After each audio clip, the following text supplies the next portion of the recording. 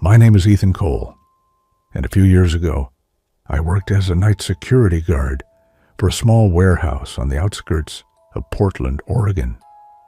It wasn't exactly the dream job, but it paid surprisingly well compared to other gigs around town.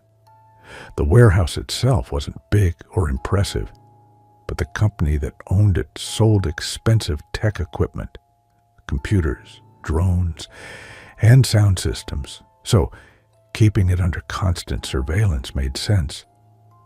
My job was simple: watch the cameras, patrol the building every few hours, and fill out a report if anything unusual happened. That night, the weather was terrible. Heavy rain, with occasional thunder rolling through the valley.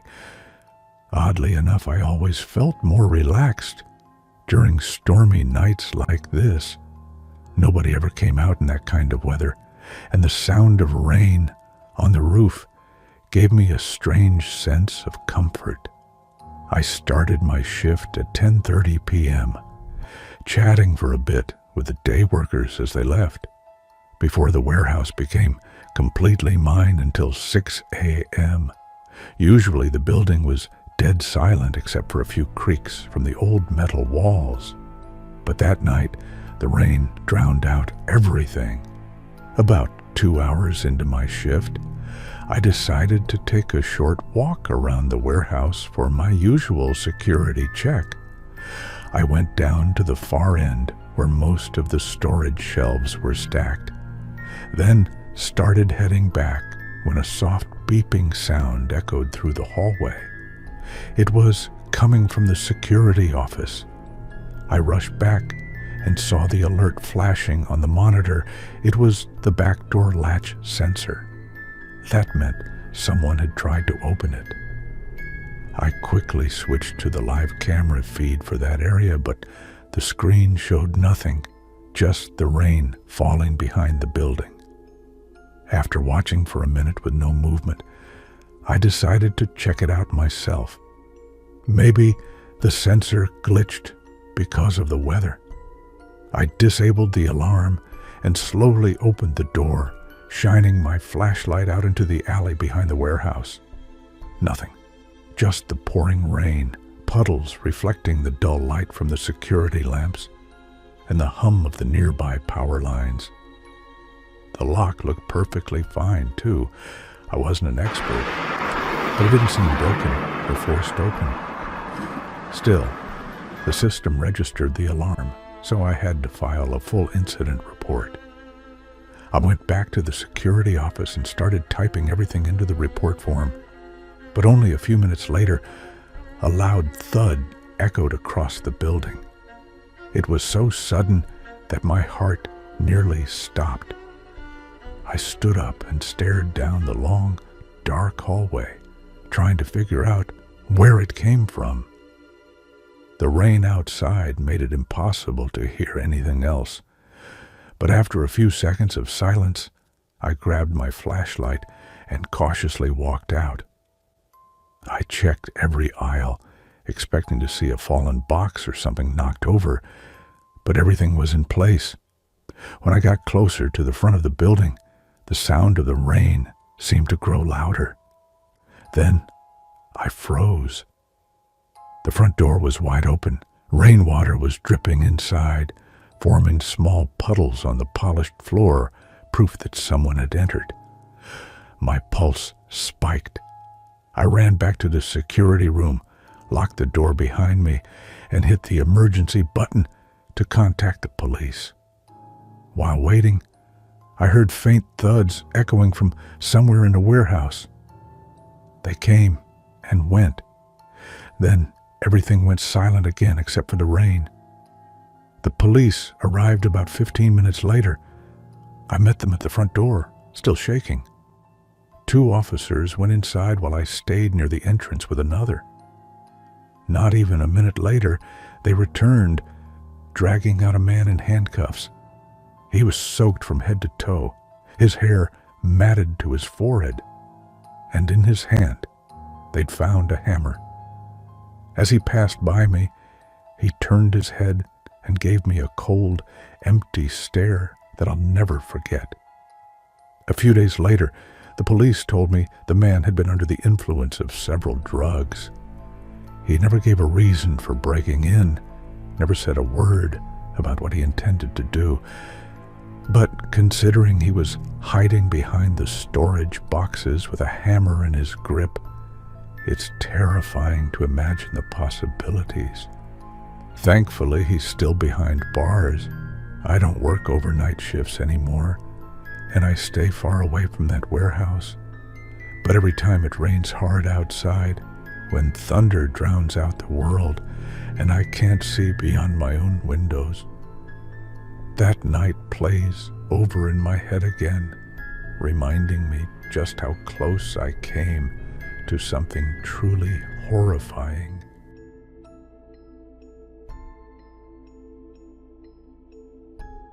My name is Officer Daniel Reeves, and this happened back in 2019 during one of my night shifts in Ridgefield, Washington. It was around 1:45 a.m. when dispatch sent me to check out a disturbance at an old hospital that had been shut down for almost 20 years. The place was infamous in town. Locals claimed it was haunted, though most of those stories came from bored teenagers looking for thrills. Still, the call I got that night wasn't just another prank. A neighbor reported hearing voices and seeing lights flicker inside the building. When I arrived, rain was pouring down heavily, and the cracked parking lot was half flooded. The building stood tall and silent, its windows shattered, graffiti covering most of the walls. I parked my patrol car near the entrance, stepped out, and immediately felt the weight of the silence pressing against the sound of rain. I called dispatch again to confirm backup, but they said the nearest unit was 20 minutes away. So I decided to go in alone and check the area until help arrived. The main door was chained shut, but one of the side entrances had been forced open recently. I pointed my flashlight inside. The beam cut through layers of dust and darkness. Old wheelchairs, broken beds, and peeling paint filled the hallways. Every step echoed, mixing with the rain hitting the roof above. The smell of mold and rust filled the air, making it hard to breathe. My boots splashed through puddles as I made my way deeper into the building. Then, from somewhere on the second floor, I heard a faint metallic clatter. It wasn't loud, but enough to make me freeze. I turned off my flashlight for a moment and listened.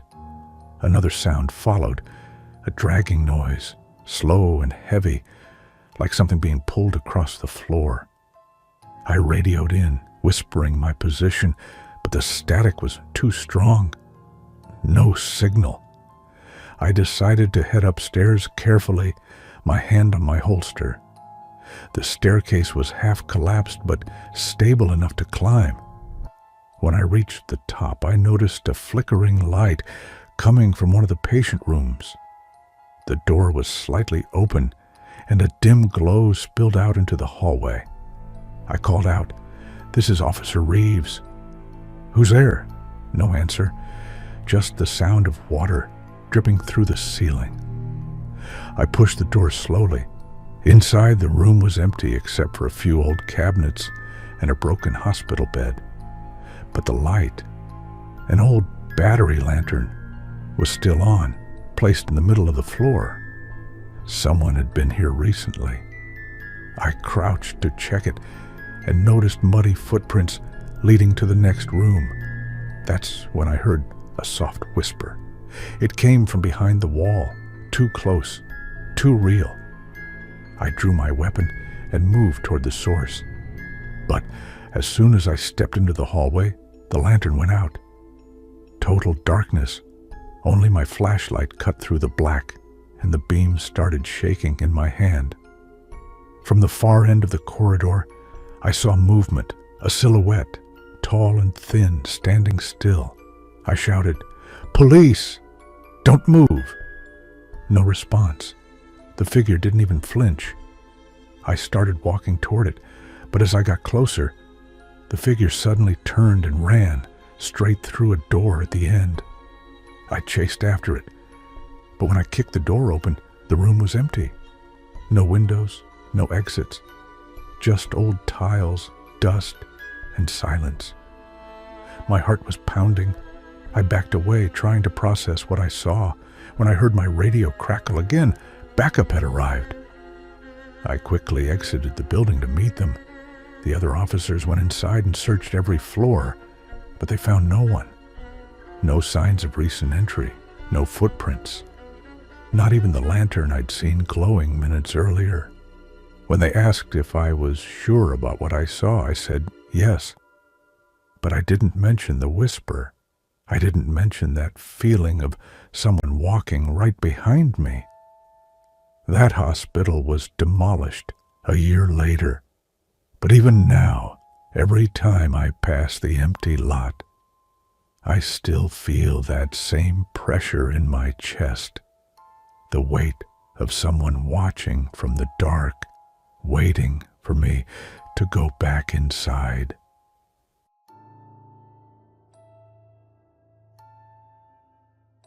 My name is Marc Holloway, and back in 2021, I worked the night shift at a small gas station off Highway 47, just outside Boulder, Colorado. It wasn't a bad job. The place was quiet most nights, and the only thing I had to worry about was staying awake through the long hours. The store was old, just 2 aisles of snacks, a coffee machine that barely worked, and an ancient security system that glitched more often than not. But it paid enough for rent, and the solitude didn't bother me. That night started like any other. It was around 12:30 a.m. The rain was falling hard, and the highway outside was empty. The only sounds were the hum of the refrigerators and the occasional rumble of thunder. I was sitting behind the counter, scrolling through my phone, when I heard the sound of gravel crunching outside. Headlights flashed through the window as an old blue pickup truck pulled up to the pump. At first, nothing seemed strange, and the driver stayed inside for a while, maybe waiting for the rain to ease up. But after 5 minutes, the engine was still running, and the driver never got out. Through the glass, I could barely make out a shape sitting behind the wheel, motionless. Something about it felt off. I waited another minute before stepping outside with my rain jacket on. I walked slowly toward the truck and tapped the driver's window with my flashlight. No response. The man inside was staring straight ahead, both hands gripping the steering wheel tightly.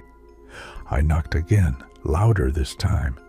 He finally turned his head toward me, his face pale, eyes wide open, completely blank.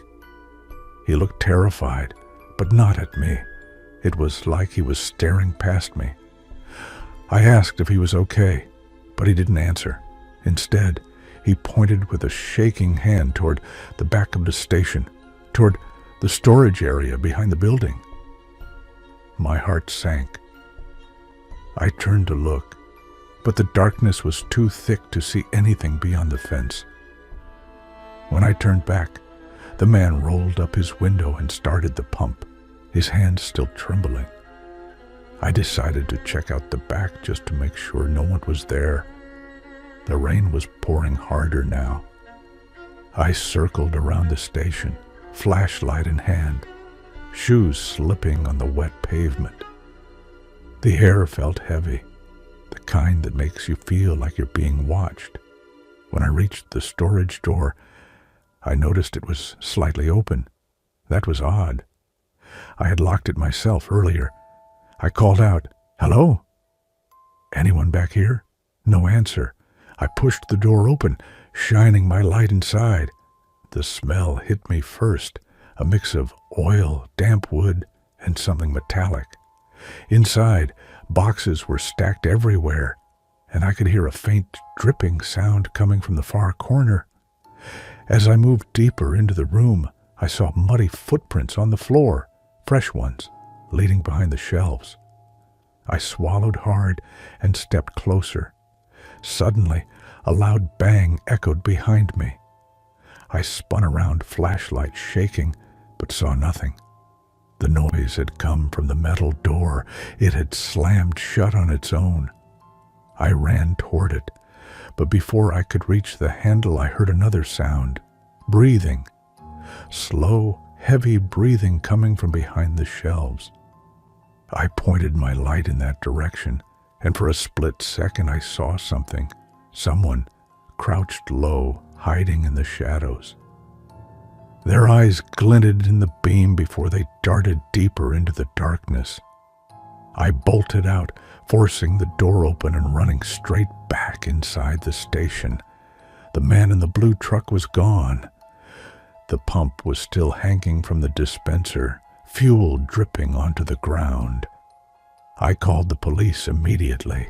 When they arrived, they searched the back area but didn't find anyone. What they did find, though, were sleeping bags and old food wrappers hidden behind the shelves, signs that someone had been living back there for weeks.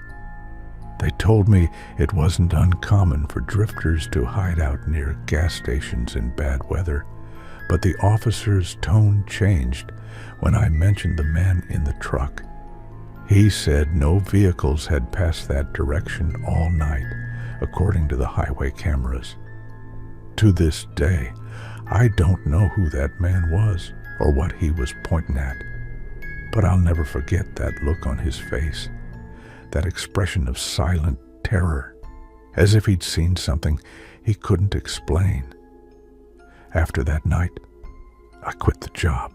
I still drive past that gas station sometimes, but it's closed now, boarded up, no lights, no life. And every time it rains, I remember that blue pickup sitting there in the dark, engine running, and a man staring at something only he could see.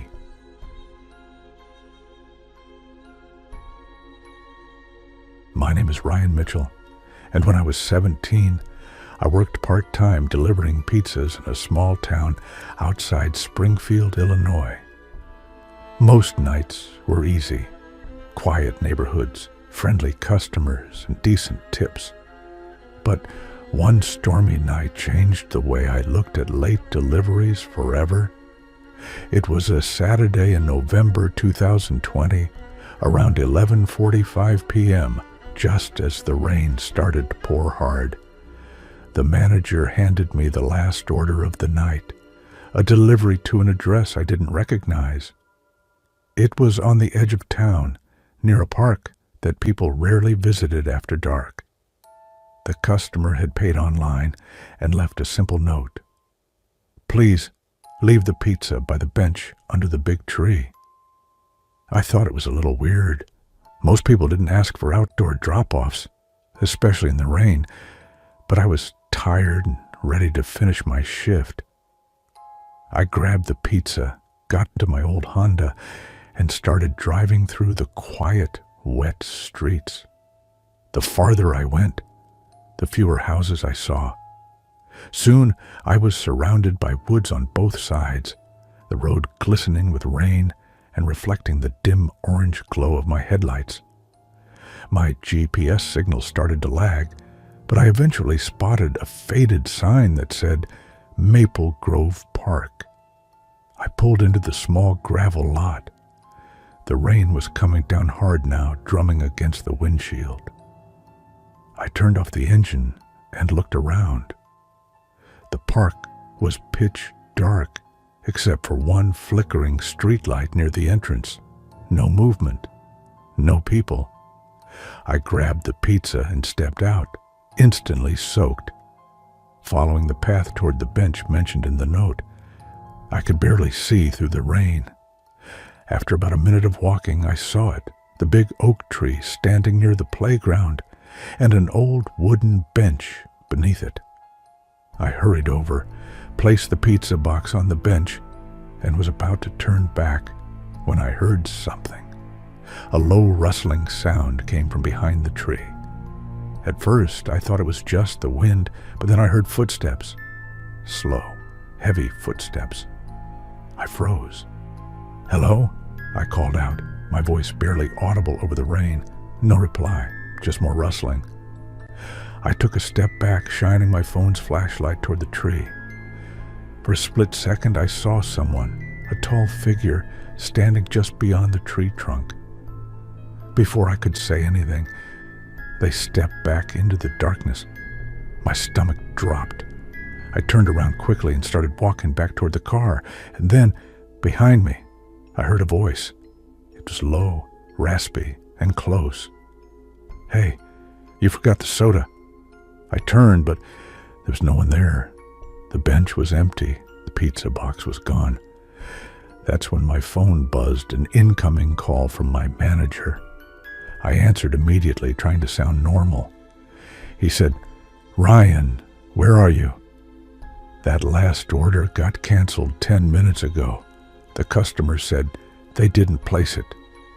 My hands went cold. I looked around again. The streetlight was flickering faster now, and the rain felt even heavier. I didn't say a word, just sprinted back to my car, jumped in, and locked the doors. As I started the engine, my headlights illuminated something on the edge of the parking lot. A person, soaked, standing completely still, holding the pizza box in one hand. Their face was hidden in the shadow, but I could see their eyes reflecting the light, staring right at me. I hit the gas and drove off without looking back. When I got to the main road, I finally caught my breath, hands shaking on the wheel. The next morning, I told my manager everything. He didn't believe me at first, but when we checked the order logs, there was no record of the address. It didn't exist. Even the GPS coordinates led to nothing but trees and an empty field. I quit that job a week later. I still deliver food sometimes for extra cash, but I'll never take another order that ends with the words, "Leave it by the bench."